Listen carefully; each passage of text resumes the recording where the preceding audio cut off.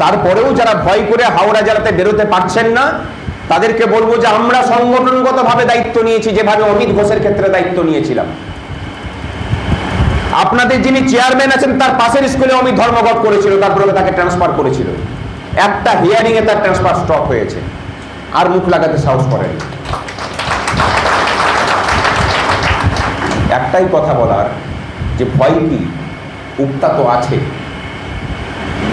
ওই যে শোলে বইয়ে ডায়লগ ছিল না, বেটা সোজা নাহি তো গব্বর আ যায়েঙ্গে। এই রাজ্যের শিক্ষা প্রশাসনের কাছে এখন উস্তি ইউনাইটেড প্রাইমারি টিচার্সটা এইরকম একটা নাম হয়ে গেছে। बेटा ज्यादा गड़बड़ मत करो नहीं तो उगता आ जाएंगे।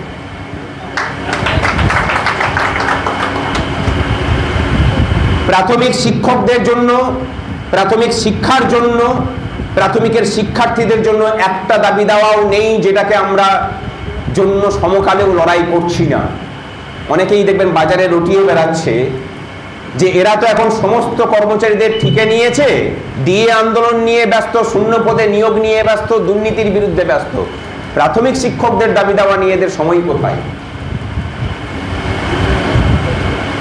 এই যে অর্থনৈতিক দাবি দেওয়ার মামলা, তার জন্য সময় লাগে। অনেকে বলবেন যে নোশনাল কেস, নোশনাল কেস আমাদের সিঙ্গেল বেঞ্চে ফাইল করা 2 বছর 3 মাস হয়েছে। এর মধ্যে সরকার পক্ষ আমাদের সমস্ত পক্ষের হলফনামা জমা পড়ে গেছে, শুধু 2টো শুনানি লাগবে, লম্বা শুনানি, মামলা শেষ। মামলা রায় কি হবে সেটা বলতে পারছেন, অনেকবার হাকিম বদল হয়েছে, বিচারপতি বদল হয়েছেন, কিন্তু আমরা একটা প্রবাদে বিশ্বাস করি, হাকিম বদল হলেও হুকুম বদলাবে না।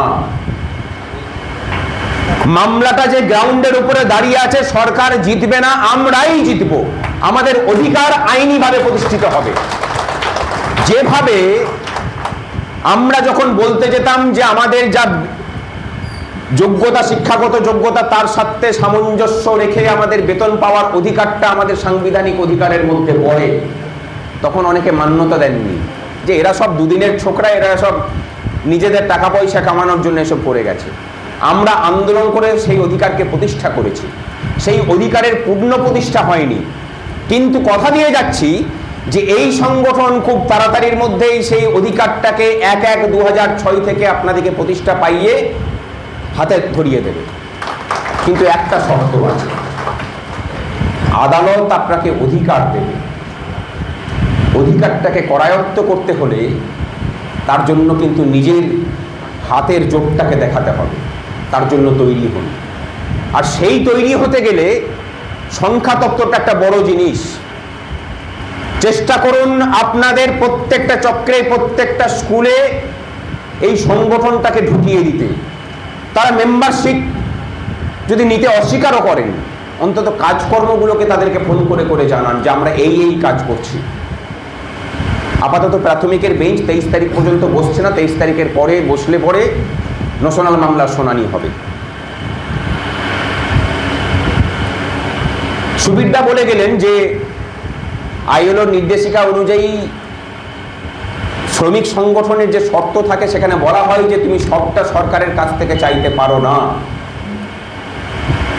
তোমার শ্রমিকের অনেক কিছু দায়িত্ব তোমাকে সংগঠনগতভাবে তোমাকে নিতে হবে। তারপরে উনি উদাহরণ দিলেন যে আপনাদের সংগঠন সেটাও করেছে, WBHS এর জন্য বসে থাকেনি, আপনাদের জন্য নিজস্ব স্বাস্থ্য সুরক্ষার ব্যবস্থা করেছে।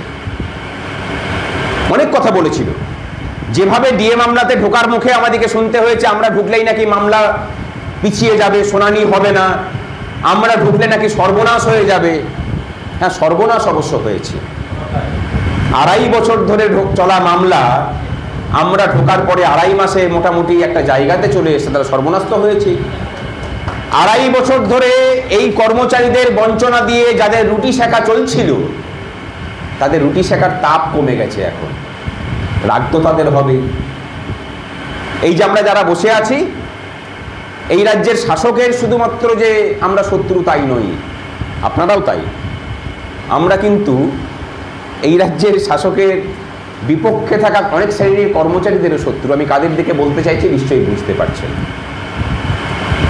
তার কারণটা অন্য কিচ্ছু নয়, এই পশ্চিমবঙ্গে দায়িত্ব নিয়ে প্রত্যেকটা আন্দোলন বিক্রি হয়, এটা চিরকাল হয়ে এসছে। সুবিরদা তার দুটো উদাহরণ দিয়ে গেছেন, সাম্প্রতিককালে আপনারা দেখতে পেয়েছেন একাধিক আন্দোলন বিক্রির। আরজি করের মতো আন্দোলন পরিষ্কার বলছি বিক্রি করা হয়েছে। WBHS এর দাবি কিন্তু আমরা ছেড়ে দিইনি, ওটা আমাদের আইন স্বীকৃত অধিকার বলে মনে করি। অধিকারটাকে কবে অর্জন করতে পারবো সেটার জন্য সময় লাগবে। আমরা একটা বড় বড় ইস্যু নিয়ে আছি, হয়তো ভবিষ্যতে এমনও হতে পারে যে সমস্ত শ্রেণীর কর্মচারীদের অধিকারের জন্য WBHS এর দাবিতে লড়াই করার জন্য হয়তো সংগ্রামী যৌথ মঞ্চই নেতৃত্ব দিতে পারে, হতেই পারে সেটা। কিন্তু আগে যে বিষয়গুলোকে ধরে আছি সেগুলোর সমাধান হোক।